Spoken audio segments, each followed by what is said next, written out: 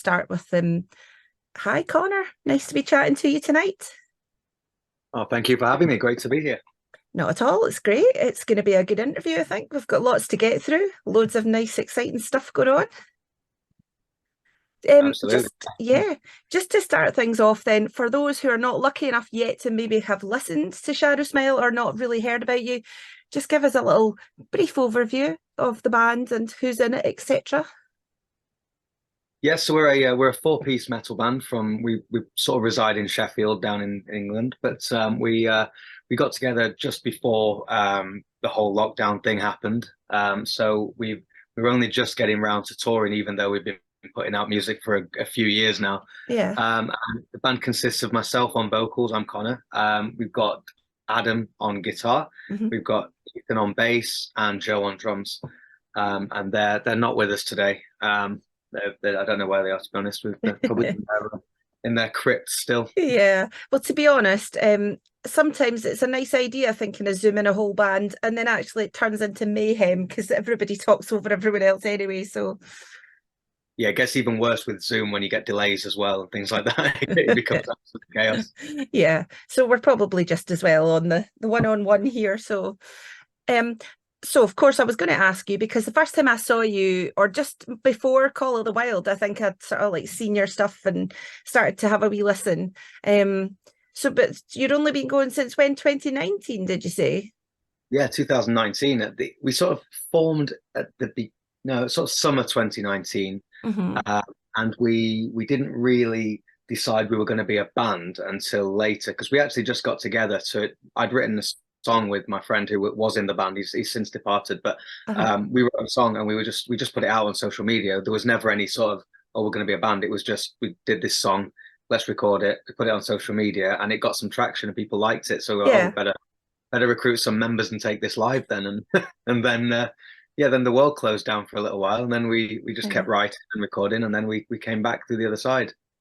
I mean, it was obviously a horrendous time, but I mean, so many bands that you talk to actually found it a really kind of intense creative time, because really, well, you didn't have much else you could be doing. So a lot of Exactly. people have written good stuff in that time. Oh, definitely. I mean, I found it really selfishly. I mean, it really, I struggled being away from friends and family and things, but I live in the countryside, so we just did walks every day, and then I'd come back and I'd write for a little while, and then it was Hmm. just nice. It felt like being transported back in time to another time almost. So it was, Yeah, yeah, really good for creativity because like you say, you were looking inwards, you were looking at the world, everything was going wrong, so you had plenty of things to think about and write yeah, about. So absolutely. yeah. Did you did you do any kind of recording from afar, like, or did you just wait till you got back together to put some songs together? Well, we timed it weirdly. We timed it really well. We recorded a live show the week before lockdown happened because I Uh-huh. used to work at Corporation, the venue in Sheffield. Mm. So I had access to the venue, and because I worked there, we were getting things from the Music Venues Trust saying things like, "Oh, something's coming. Make sure you're ready for this." All right. The cases Mm-hmm. were starting to rise, and I probably shouldn't be Mm-hmm. talking about this, but sort of. So, yeah, so we were like, well, let's film something. So we did, and then we did it as a live stream, and we put that out as a live stream on the very first day of lockdown. Uh-huh. So and then we started writing, and by the time we'd finished writing, ready to record, we were sort of okay to go to the studio. I mean, it was Mm-hmm. still distance in mass, but Oh yeah. we didn't miss out on anything. We just had the good side. We didn't, and feel really lucky like that because we didn't have to do any of the acoustic sets from the living room because we Yeah. just had a full production show and streamed that. So we were just Yeah. really fortunate in our timing. So yeah, we managed to get three songs recorded during the the kind of breaks between lockdowns, and Mm-hmm. then they made up our EP, and then yeah, and then as soon as the lockdowns eased properly, we just jumped in the studio and started writing the album. So it was Mm-hmm. just it's not really stopped, if I'm completely honest with you. That's maybe the best way, just total momentum and taking you where you need to get to. Yeah, I think that's all we did, and it was again a lot of it was circumstance. It looks like we planned it really well, but actually it was purely that's when we happened to be ready for everything. Uh-huh. So So you said you knew one of the guys. Did you all know each other previously, or did you get together for the purpose of the band? So myself and the drummer, we'd been in a band together before, many years ago. We were kind of in Uh-huh. a kid band, before you really get what it's all about, and Yeah. we just played covers together. The bass player and the other guitar player, we actually just found through the scene and just through different bands that were around. So we weren't friends per se. We are now. We're Hmm. really good friends now. But yeah, we just found each other through the scene. So Hmm. yeah, it wasn't a I'd like to say we've all been best friends all our lives, and it's a that sort of band, but it's not. It was. I think we advertised and said we need a bass player, and Ethan messaged, and we were like, oh yeah, he seemed cool. So Yeah. the chemistry was there straight away, and yeah, it was good. Yeah. Well, sometimes I guess, being friends for a long time, one of the best ways to fall out is probably to join a band as well, because you just don't know how you're going to work together, maybe, even though you've been besties all your life. Yeah, it's amazing how much you think you've got no ego and all this sort of thing, but as soon as you start writing songs and fighting for your song to be on the album, and all these, Yeah. it's amazing how much ego everybody actually has when it comes to that. So, but I Yeah. think we've got that down to a T now. For the first little while, especially because we had to message in the lockdown era, Mhm. it was very, you can take things the wrong way in messages, and you can Yeah. really miss the situation. So but we've kind of got that to a fine art now where especially me and the bass player Ethan, we used to really wind each other up and really, we used to butt heads a lot just because, Mhm. yeah, but now we've kind of, we've maybe we're maturing into old queens. I don't know. Do you all sort of write songs, or do you write the lyrics, or do you all have a go? How do you work it? A little bit of both. I mean, the Yeah. lyrical content mostly comes from me, and my wife helps sometimes. Okay. That's another thing that started. I feel like I'm going on about lockdown all the time, and that wasn't the intention. But in lockdown, we started. She was just writing some lyrics, and we just sort of started using them as well. So the Hmm. lyrics is me and her usually. Song wise, it's usually a case of I tend to bring a chorus in, and so I'll have written a chorus, music and vocals, but Hmm. I just chorus because I know I can play bits of piano, bits of guitar, but only enough to write a chorus. I can't play them. Come in with the riffs and the solos. So and Uh-huh. then we take them to the studio, and everybody starts contributing then, and it becomes a bit of a it just becomes, yeah, a bit of a fight really to get ideas in there, and then Hmm. we're very meticulous about it, and if people bring something and we're not 100% happy, then it just won't go out. It'll Hmm. be wet. So we've got the right thing. So yeah, Yeah. we definitely have those scrapes in the studio, but it's all in aid of a good song at the Yeah. end of Well, as you say, I guess you can't just be nice and sort of be like, well, yeah, okay, it's your turn. You can just put this little bit in if you want, if it's not really what's kind of fit in the bigger picture.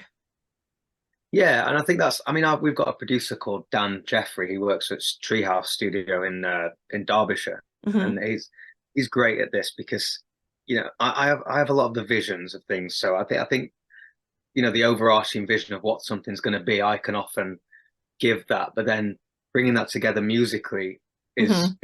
he can kind of tie us together a little bit and say, all right, well, that doesn't fit the vibe, that doesn't fit the vibe, this maybe does. And so Hmm. I think it's great to have a producer like that because he acts as a diplomat almost, so that when we're rowing, it's kind of like, well, have you thought about maybe you know Yeah.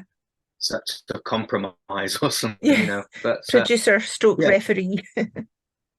Yeah, exactly. Yeah, so it's nice. I think it's become a real like we have a whole team now of people that are just friends really. That like Dan, the producer, for example, and we've got a video guy called Chris who they just become friends and then they become part of your creative process because you just naturally bounce ideas off them even Hmm. before you get to the studio. So everything now it just seems like a sausage factory. Like everything's just we know what each other are going to say before we say it, and Uh-huh. yeah.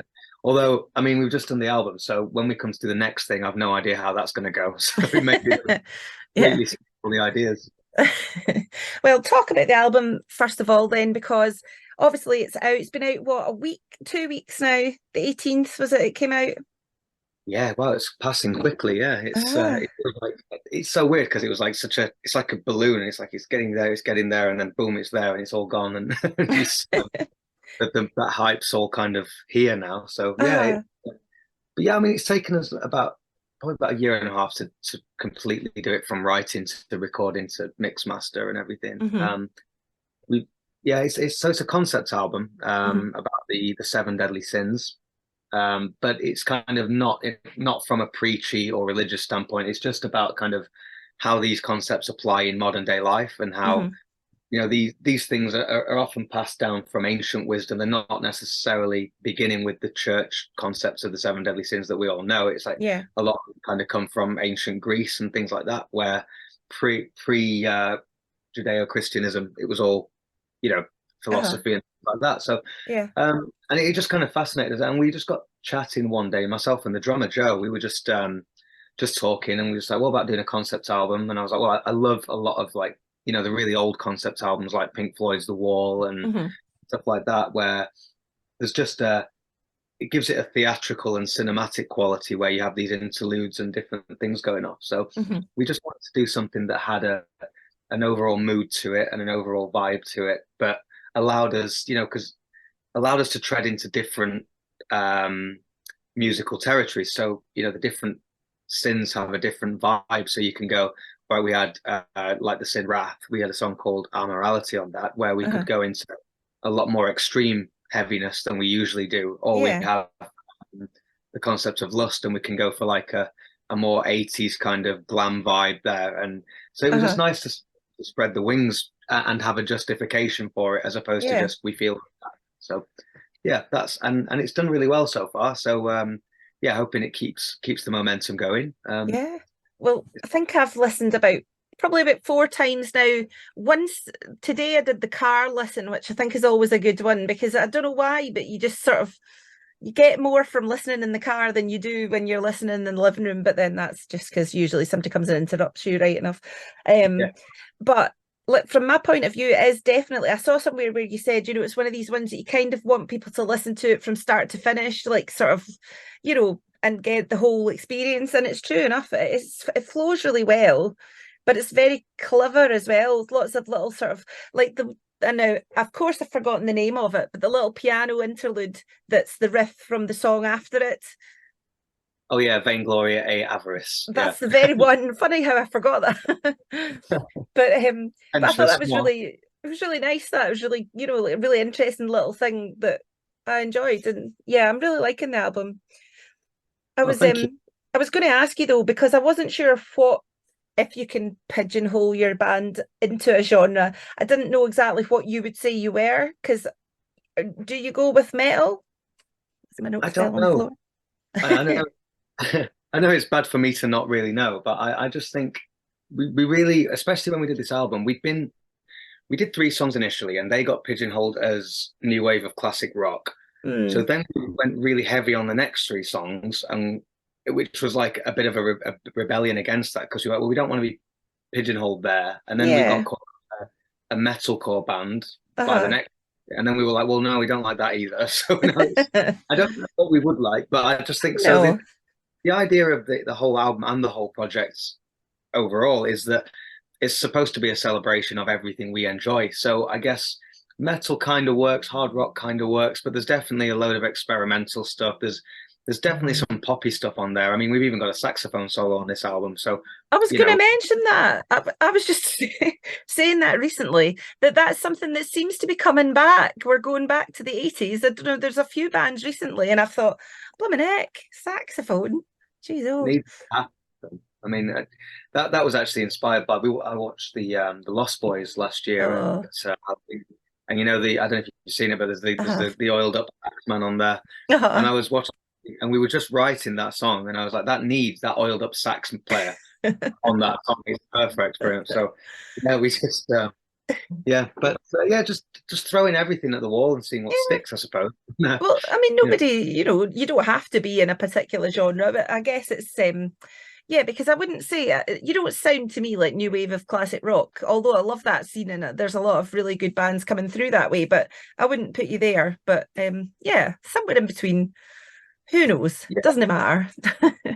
makes it a nightmare for doing gigs though, because you don't fit with anyone. You kind of, we, we did Call of the Wild Festival, and a lot of Yeah. people liked it there, but we definitely stuck out. It was like, these guys are a bit, what are these guys? Who do they think they are?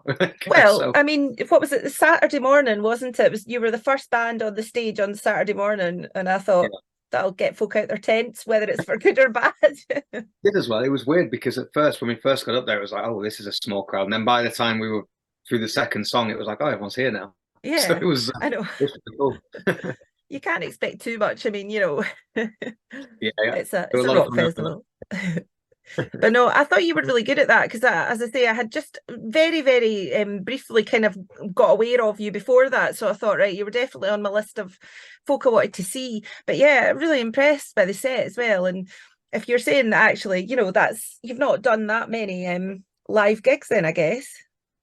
No, I think that was about our fourth show or something, Mm, maybe fifth. I'm not sure. I mean, we did one or two before lockdown, then we did the album, and then we've just done just a smattering here and there of mm, shows. So it's been yeah, I think there's a lot of sort of pent up, ready to go ness about us at the minute, where we're like we just need to get on stage because I we're trying to know. put these songs across, and so we've got a load of shows coming up, but they can't come soon enough. Really, it's Uh-huh. yeah. Well, I know that you've got your the album launch gig. Is that your next one then? Yeah, that's the big one. So we're doing Mm, that as like we're trying to make it as immersive as possible. So we've got all kinds of stuff going on. I mean, we've got a good support lineup. We've got mhm. a whole like physical set built All behind right, us and things. cool. Uh-huh. It's really interesting. The idea is it's going to be multi-sensory, so I don't know what that says, but we're Oh just lining my. it for it now. Uh-huh. I don't know if you've seen, but we have a bit of a vampire theme going through the band. Uh-huh. Is going to be heavily leaned into for that show. Oh Uh, wow. Filming it all as well, so it should be a lot of fun. Awesome. Good, because I'm in Glasgow, so Sheffield's not that handy, but you know, that's fine. You can just Well, if you can get a remember. train, we'll put you on the guest list. Well, my boyfriend stays in Rugby, so I have kind of a wide range of venues that I tend to appear at these days. So but yeah. So you've got Rockmantic as well, haven't you, coming up in February? Because that's always an absolute brilliant event.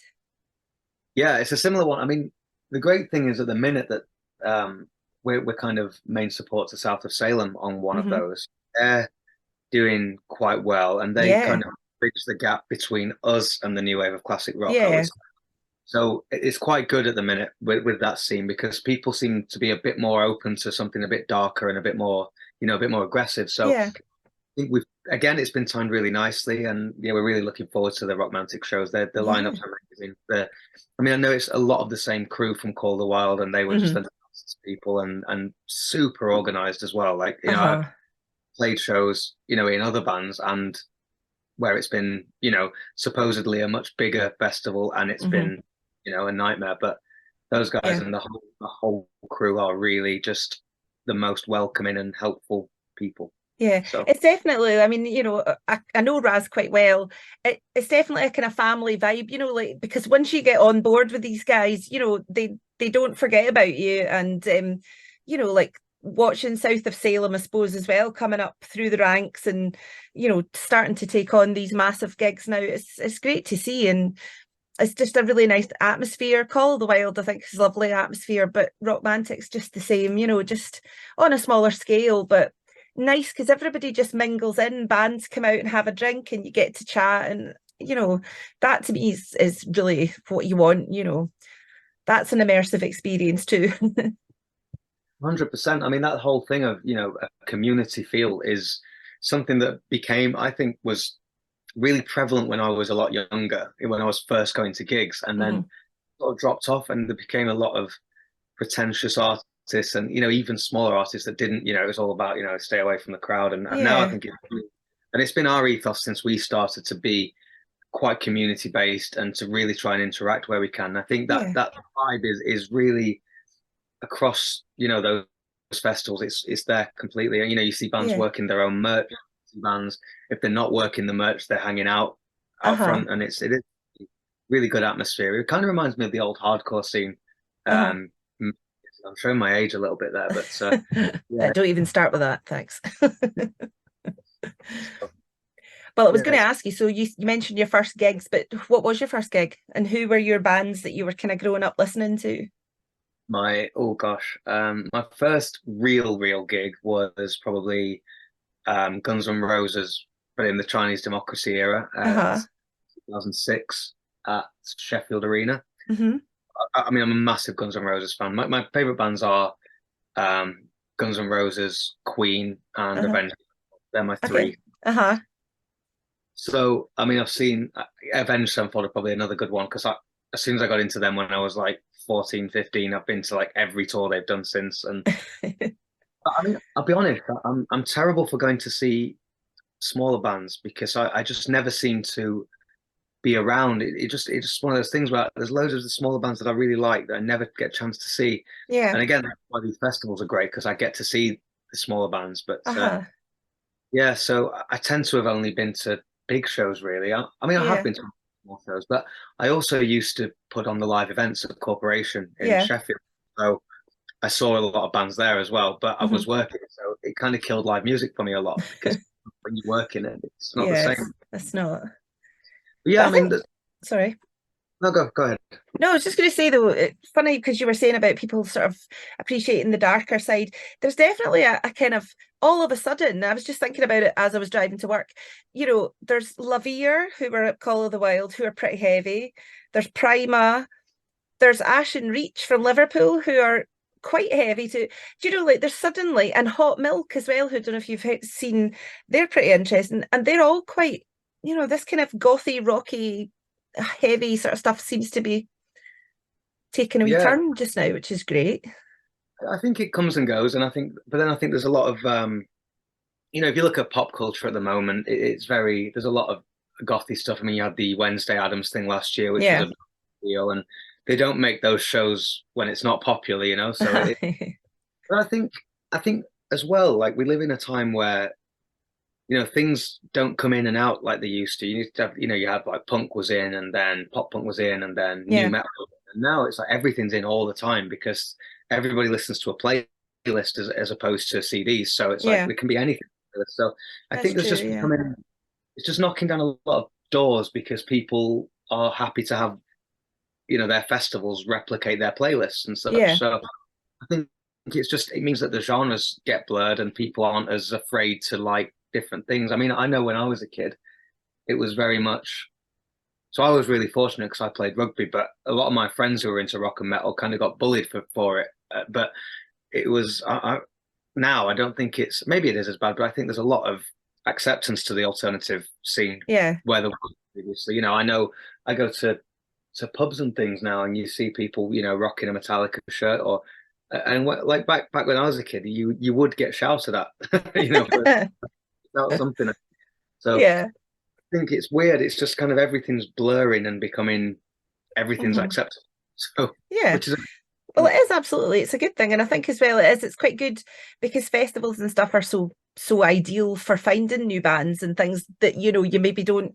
Because I mean, I must say, so one of the guys that works on Quality Radio, he does the rock show like at midnight, and we do a wee swap a song usually on the shows. Now, some of the stuff he gives me, it's way too heavy for me. I just can't listen to it because I'm just like it's just literally screaming, and it doesn't sit great with me.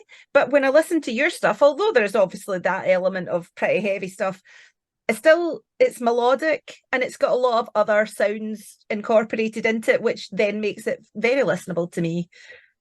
well, that's cool. I mean, thank you. I mean, I think a lot of it is just that we're really students of songwriting as well. So like we listen to, I mean, I'll be honest, I listen to very little metal. Like Mhm. I'm more likely to be listening to Simon and Garfunkel than I am to listening to death Yeah, metal.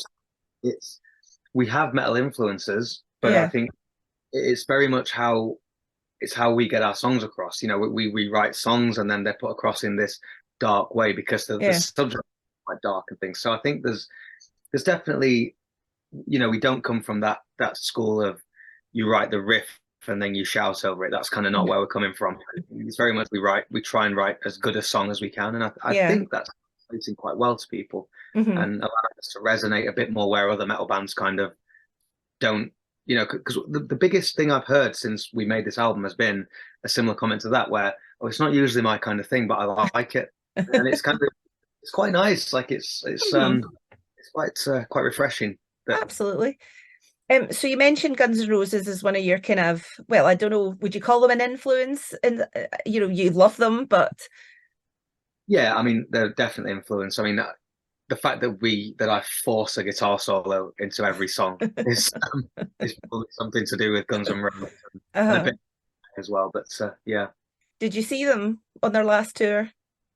no, I've not seen them since they reformed, and I'm not sure. Yeah, I mean, I'm not getting into Come Strange Shame. on.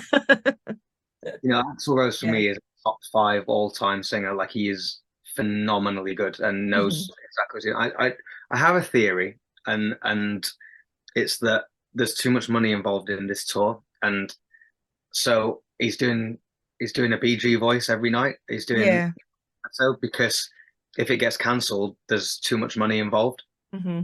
If you think about, the old GNR or even anyone who belts to that extent, you look at the early 90s, late 80s tours, and you'd have a tour of 20 dates, five of them would get cancelled every time because they'd blow the voice out. And I just Yeah. think it's like, okay, do we risk the money or because I saw the AC/DC stuff and it was like he's fully belting on that, doing it amazingly. So Uh-huh. why do it with Guns N' Roses? And that's, I don't have any insider info there. That's just my own Yeah. logic. The only thing I can arrive to having, knowing a bit about the voice and knowing Uh-huh. the, that's all I can think of. But yeah, I'm not, I'll be honest, I'm not interested in the current show. I just No. think it's not for me. I mean, it's great as a nostalgia run and it's Hmm. clearly a lot of people are enjoying it, but I watched Glastonbury and that was enough for me. Yeah. I mean, I think as well, like everybody was very quick to sort of comment and say, oh, he was terrible. But really, I felt for about 70% of it, he was very good. I mean, he was doing like 2 hour sets, he's not 25, you've got to remember. And as you say, it's not sort of little easy to sing stuff that he's doing. But yeah. Tell you that one of the biggest things is the jump from, and you get a lot of small bands that will call people out like this because they don't realize, and I'm finding this out, is Mhm. that the jump from a half an hour, 45-minute set to an hour, 2 hour set is a huge Mm. undertaking on your vocal cords, on the muscles all around Yeah. here, cardio, and I think bands that never make it out of the 30 minute stretch are very quick Hmm. to point the finger and go, well, I could do it. It's like, yeah, maybe you couldn't, because you think you're playing a club stage, which is maybe, I don't know, 5 meters long. He's playing a stadium Yeah. stage which is 100 meters long, and he's Yeah. got it there. So Exactly. Still running one into the other. I mean, I look at Queen at Wembley and you just look at the size of that stage, and you're like, how were they that fit to just do that all night? But yeah, I don't know. Yeah, Yeah. I try not to judge. And I think as well, sorry, I've got a tendency to ramble on this Oh, it's subject, all but I right. think the things about a lot of singers, like John Bon Jovi's been a prime example. And I think there's a lot of people where, like, to me, John Bon Jovi sounds like he needs some time off. And clearly, there's people around him that are not letting him have time off. And it's Uh-huh. like, you've contract, you're doing these shows. And I know. it's, it's, yeah, it's one of the reasons why we've tried to stay away from anyone like that's pulling strings on us because I don't know if I said that we crowdfunded our album to avoid a Yeah, I was deal. going to ask you that. Hmm. Got a couple of offers and things like that. Spoke to a few people, and it was like, oh, we want this control. We want to make sure you're steering it this way, and don't Hmm. have too much commercial. And so, and I'm really cognizant of that because I think once you give yourself away to these people, there's very much a well, you've got to do this, you've got to do that. And at the minute, I can just say, if I don't want to do it, I don't want to do it. So Yeah, it's, I'm in. absolutely. It's good to have that kind of, the control over your own destiny, if that doesn't sound a bit No, I pathetic. like it. It's dramatic. I like it. um, so sort of moving forward, obviously the emphasis then will be just you're doing the couple of gigs that we've talked about. Did you say you are going out on a full tour, or what's the next set of plans? We will be. Again, it's a similar sort of situation where we're trying to make sure that we can do it all ourselves. Hmm. We've got dates in mind, we've got venues, cities in mind. It's just a case of making it all line up now. So we've recently sort of incorporated as our own business legitimately, and so we're kind of trying to make it so that it's all very legit, essentially. Hmm. So there's a bit of red tape there where we're not able to announce anything just yet. And if I just say it here, it's because we've not got a bank account yet, so we can't be trading yet. So it's one of Uh-huh. the I can't announce it yet, but there are things in the works. So yeah, Yeah. There's a tour coming. Yeah. That's good. So I was going to ask you just a sort of inane question, but it occurs to me, do you enjoy interviews or do you purely have to do interviews because you know obviously you need to promote stuff? Do you still enjoy talking about things like this? I tell you what, I enjoy talking to people more than anything. I enjoy talking to you. You know, like I Yeah, don't I struggle with the promotion side of it a lot because yeah. I'm always been that sort of, you know, a bit shy about it, and I'm not sure how to take compliments very well and things like Hmm. that. Yeah. And but no, it's nice to talk to people, and it's it's part of the job, isn't it? And It is. It's just it's that, like, since I started doing interviews, I'm now really anxious watching anybody else interview because I think, oh my God, that question again. And I do, obviously, there are things you need to ask and you have to because you need to put things in context. But I hate the thought of just repeating the same questions over and over again, which is probably why I just end up rambling back to, I don't really call it an interview, it's more a chat, you know? think that's better though. I think it's Yeah. very better to free flow because you find out more information as well. Like I love listening to interviews with other people, watching them and stuff. And I think, the best ones are the ones where they go off on a tangent and they talk about something that you didn't know about them because people do want to know these things. I mean, even I Yeah. know we're not particularly big yet, but there are people that ask us stuff, and I know Yeah. people want to know certain things. So, Yeah. and the more human you get it, the better, really. I mean, it's Uh-huh. better than just you do a corporate interview and we give you the stock answers. I think that's Absolutely. it's this And format, right? yeah, I remember the very first interview that I was doing. I think I mentioned, that I felt like I was just pretending to interview, and the person I interviewed said, "Well, you're interviewing us, so you're an interviewer." It's imposter syndrome, and we all have that.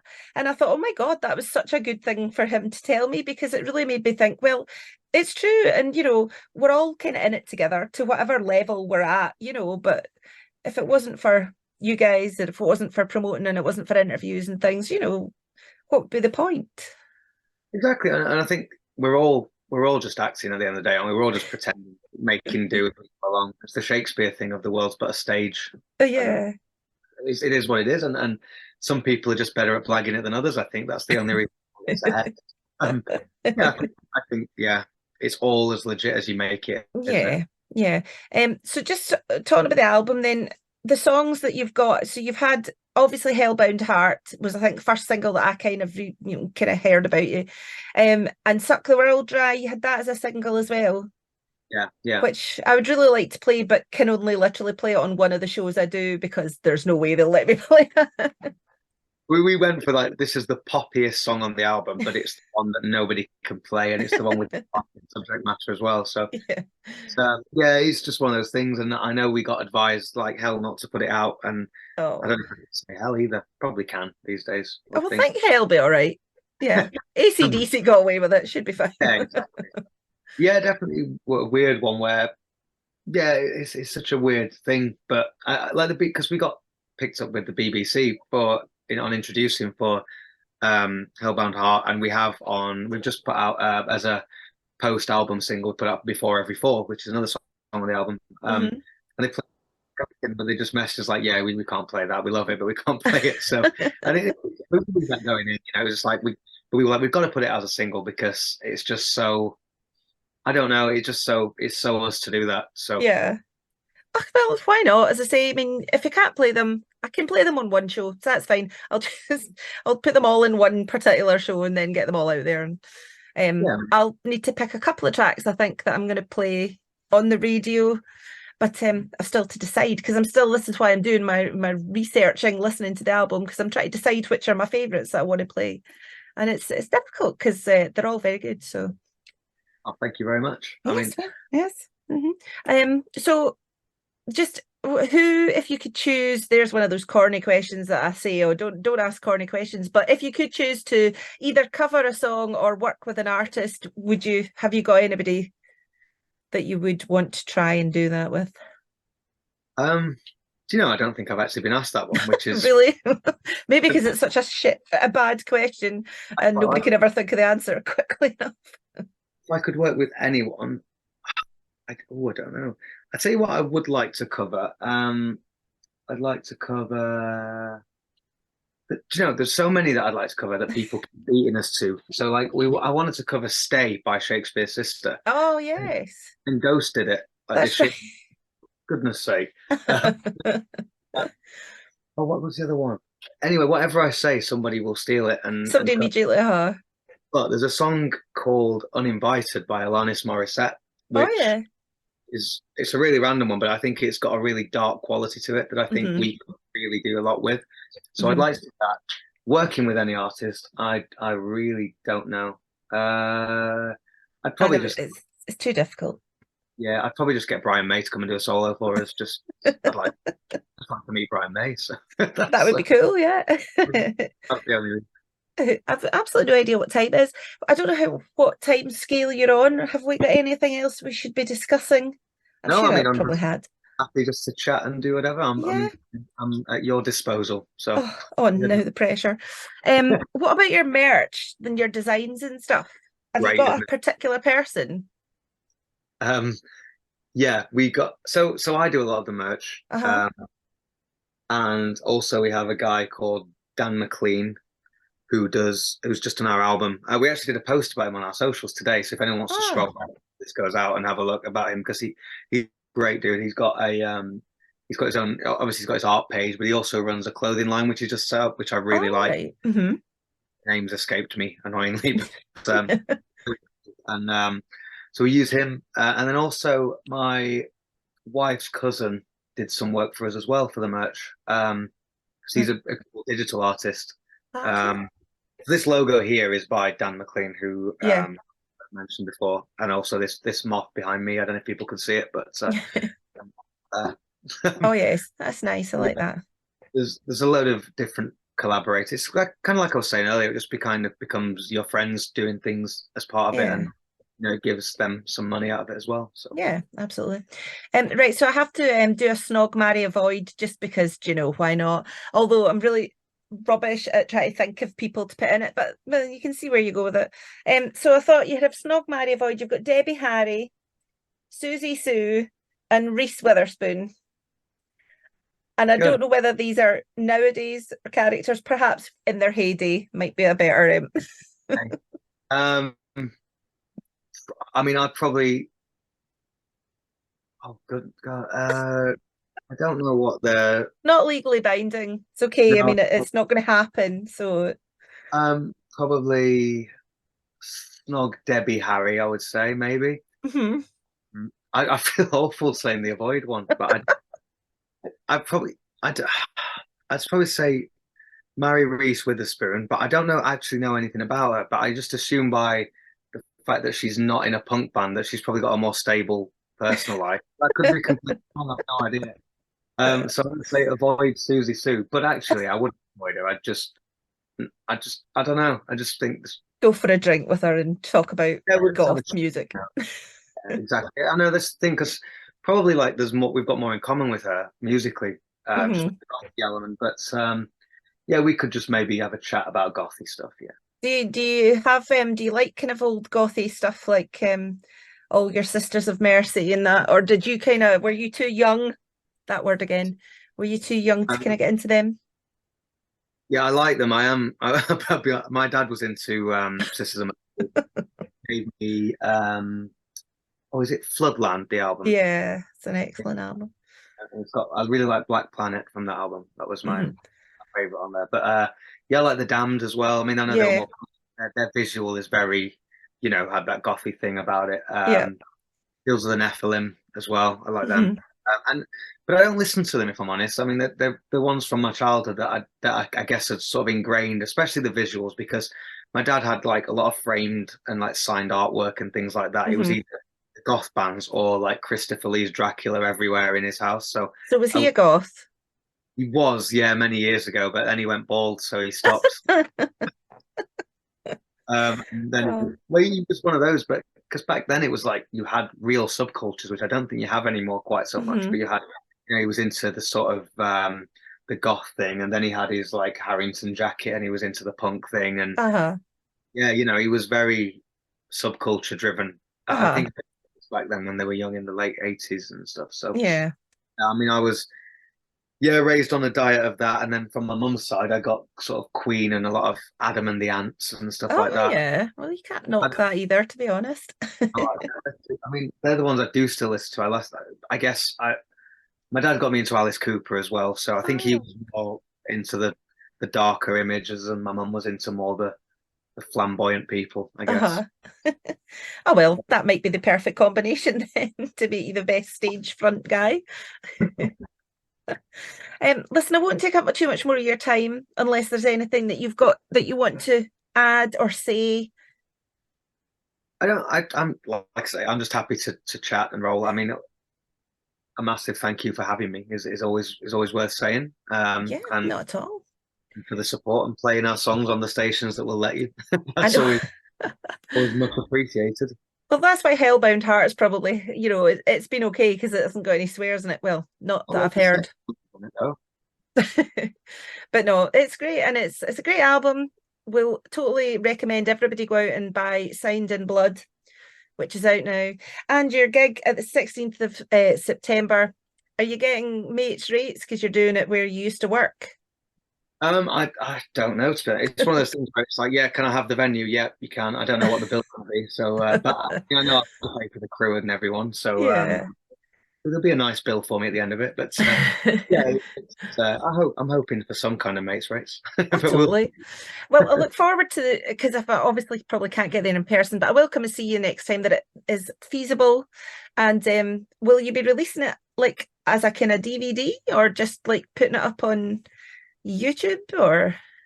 we'll just put it on YouTube and things. Just get. I mean, we're trying not to. I don't know who buy a DVD now, I especially. know, to be fair, that was me showing my age again. No, I mean, I'd love to do that, and I'd say what I'd love to do is get it on Netflix, but they're not in just yet. So we'll see what happens. But Oh, maybe if you marry Reese Witherspoon, you'll have a good chance. You've got an in, maybe. maybe, yeah, is she on Netflix? I don't know. I don't know what she's even in. What's she in? Don't know, I don't bloody know either. I just picked a name that wasn't a gothy name. I thought there were going to be more of those, more rounds of it as Oh well. well, the trouble was I did one before. I interviewed the Spangles years ago, or not years ago, but 2 years ago, and it was borderline mayhem the entire way through. But I did a Snog Marry Avoid, but I put Gail Tilsley from Coronation Street into it, and I don't think Gina's ever recovered from the thought of having to marry Gail Tilsley. Best So, not to scar yeah, people completely. But I think one round's plenty, to be quite honest with you. Listen, Connor, thank you very much for your time. And I'll tag you and things on some posts at the end of the week. And then I'll put this thing up on YouTube probably at the weekend. amazing. Does Well, that thank seem you okay? for your time. Not at It's all. it's the most, and I appreciate it. Not at all. And I'm really enjoying the album. So I will be continuing to play that till I know all the words. That's what I was going to say, but it's not important. But don't you hate that we don't really sit with the words anymore and learn the words religiously like I did when I was little? Yeah, I used to sit with the CD booklet and just sort of. Yeah, I mean, we did. For people who want to buy the physical album, we did do the whole lyric book thing and the CD, Ah, and I was like adamant we were going to do that because yeah. we had a bit of a budget issue where they were saying, "Oh yeah, well if you just do a twofold, insert, it'll be a lot Yeah. cheaper. Need the lyrics in there Uh-huh. because You just wanted the War of the Worlds with the entire. that's one of my favorite albums. I love It's that. a great album, isn't it? It's good. Anyway, that was just an aside. So thank you very much, No, and thank you. speak to you soon. Yeah, Keep us take care. keep us informed of any gigs up north or anywhere near Rugby. Thanks. Where in Scotland are you? Because we're I'm we're in headed to Glasgow. Glasgow. Okay, yeah, Yeah, well I'll be in touch soon good, with excellent, nice and cryptic. that. Cryptic pun. Sorry, I'll go. Thank you very much. See you Take care. later. Bye Bye. bye. Bye. I never know how to get out of this, so. I'll just leave it.